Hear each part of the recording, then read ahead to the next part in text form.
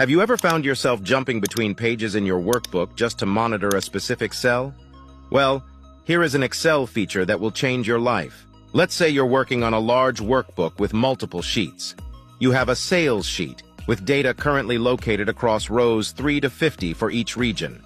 Your total annual sales in pieces for all regions are calculated in cell H7.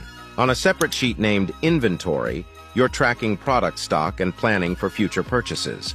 But you need to keep an eye on the total sales figure from the sales sheet while doing this in order to keep track if enough products are still available.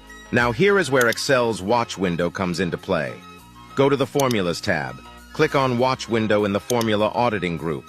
A new window pops up. Click Add Watch, and then navigate to the Sales sheet and select cell H7, where your total sales are calculated. Now, even if you switch back to the Inventory sheet or any other sheet, the total sales figure from the Sales sheet stays visible in the Watch window. You are also not limited to one cell either. Need to track total North Region sales as well?